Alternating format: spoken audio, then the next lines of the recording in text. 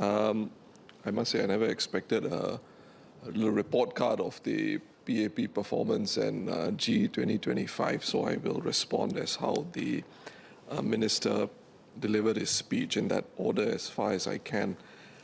The minister made a point about at the conclusion of elections, the PAP will work hard for those who did not vote for it as well.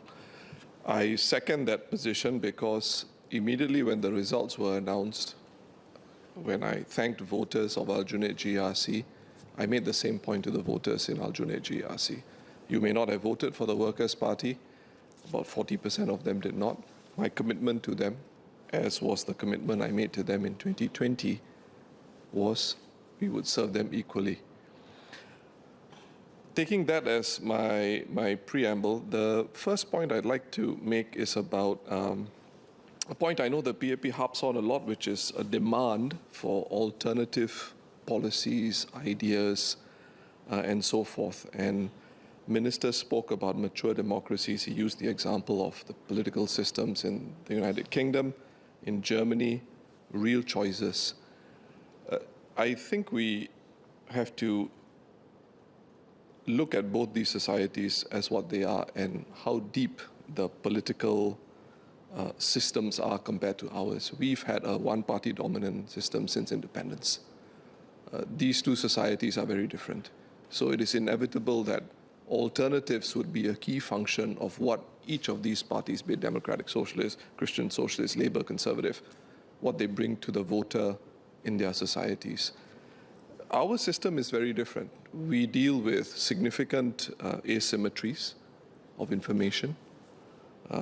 And Minister, I move on to the next point Minister made. He made it a bit earlier about the WP, in his view, in his opinion, deliberately choosing to contest less than 1/3 of the seats. Now, we had roughly, if I remember correctly, 1.5 months from the time the electoral boundary report was released and nomination day, thereabouts. In that time, the opposition, it's specifically the Workers' Party, we have got to organize the individuals we have, the members we have, and persuade them to stand for general elections. It is a short period of time. And in that period of time, you also have to deal with the reality of new SMCs, sometimes new GRCs. So we are not clairvoyant. Unlike the government, we don't have the capacity to conduct survey after survey to understand where the population is on certain issues. So the realities are quite different. But in spite of that, I take the minister's point that Singaporeans want an alternative. And since they want an alternative, we do our best to present it to them. We put together some collaterals for members of the public to review, put together a manifesto where we differ from the PAP, and put together our ideas for the voter to consider. I disagree with the minister when he says there's no chance of an opposition wipeout. In the circumstances that the PAP is in and the opposition are in Singapore, given the tremendous resources that are available to the PAP to reach out on a day-to-day level in the constituency through the People's Association, for example, it is chalk and cheese. Mr. Singh, if I could invite you to kindly progress to your clarifications. Sure. I will rather get that, than preamble it with a long speech. I have listened very carefully. I'm trying to thread through what you are saying based on what Minister Ong has said. I think you can get to your clarifications in a little bit more efficient manner. Yeah, so yes. I invite you to go to your clarifications, Mr. Singh. Thank you. So my clarification really has been already shared in terms of the minister's view of whether there was a deliberate decision made to contest fewer seats. Like I said, we're not clairvoyant. We put the best people we can find forward and present what we can in the circumstances to represent an alternative for Singaporeans. The last point, the last clarification actually that I would like to put forth was with regard to what was shared with the minister in the podcast, where I think the words are, why can't everyone work together? I thought the minister used a very interesting analogy, which I probably wouldn't. Jaw and war, if I remember, was used by Churchill in a very aggressive way. I would say the question that we face as a society now is a little simpler. We are at a very interesting juncture, important transition in our history as a country. Are we prepared to accept, is the PAP government prepared to accept, for example, an opposition member of parliament who has the mandate from the public welcoming new citizens into Singapore? Is the government prepared to allow opposition MPs to be present and to welcome these new citizens as part of our society? Because that would reflect a certain maturity that I believe is where Singapore has arrived. And if I can be so bold, it may well be something that Singaporeans demand of the PAP. So I hope we can, as much as the PAP wants us to consider alternatives, which I think you're entitled to, I think the PAP should also consider, from the Workers' Party's perspective, how we can be more united as a people. Mr. Singh, if I could kindly request you to summarize your last point. I think you've gone a little bit further than what the content of Minister Ong's speech was. I've given you leeway. Please summarize your last clarification in order for Minister Ong then to reply if he so wishes. Thank you.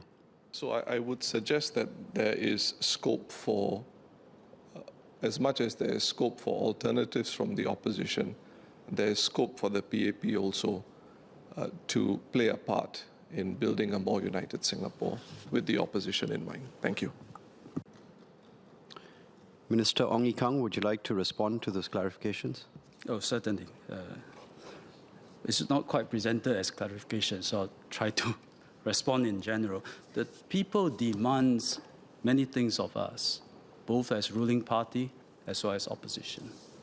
I took a step. I think the people will increasingly demand alternatives, coherent alternatives from WP, put together principles, philosophies. What is your vision? What's the pathway? How do we get there? What is a set of policies? And to your credit, from time to time, you have mentioned some of them, but I think the people will demand coherent set of consistent policies and principles. And they will demand, likewise, PAP to do better.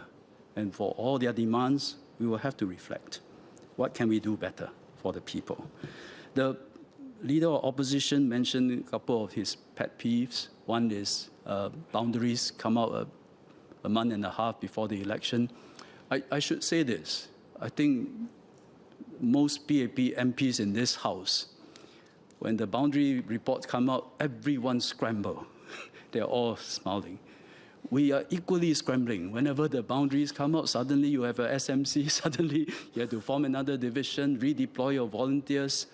We may have a slight advantage or an advantage because we contest. We are present in every constituency. So maybe there's an advantage there, but we are also scrambling every time boundary reports come out. But we know it's necessary. Population changes, new developments, group of civil servants look at the data and they propose new boundaries. We have to let them do their job and adapt to it. Leader of opposition mentioned PA and citizenship ceremony. I would just say, under the Constitution and the law, an elected MPs have two functions.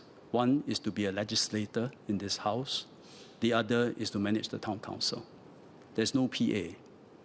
PA and grassroots work is a policy of the PAP government, that we decided to set up a statutory board, gather as many volunteers as we can, engage the ground, bring communities together, help the children grow up well, help parents cope with parenting, helps the seniors stay healthy, promote exercise. None of this is in the law or constitution, but we do that to help our constituency and our residents. citizenship ceremony is one such event. I do not know of any country where you become a new citizen, the grassroots hold an event and talk to you about being Singaporean, what it means, and then sing the national anthem and gather together. So these are all part of the PAP policies to engage the ground. The leader of opposition talked about no chance of a wipeout. I think in the hearts of Singaporeans, they know that there's no chance of a wipeout. And reading the ground, we know there's no chance of a wipeout. The desire for a check on the PAP is very strong, precisely because we have a good majority. And that desire is so strong. We see cases all the time, like what I mentioned, the couple at the Zhi Cha store, friendly to us, like what we are doing, want you to be government, want me to continue as health minister, but I'm not voting for you. Yeah, I need to support the opposition. You have a role here. The opposition has a role in the governance of Singapore, and we have to take that seriously and accept there's no chance of a wipeout. There's no equilibrium, it's a dynamic balance. From term to term, people will have a different balance in their mind. But we must accept that people now want a PAP government. For now, they want a PAP government, but they also want an opposition presence. Mr. Singh talked about our circumstances being different from UK or US. 1963, this was a much smaller chamber with 13 Barisan Socialist members. Minority, small minority. But they stood for different vision, with different sets of policies. They disagree with the PAP on big issues of the day. Merger with Malaysia, teaching of language, particularly Chinese, national service.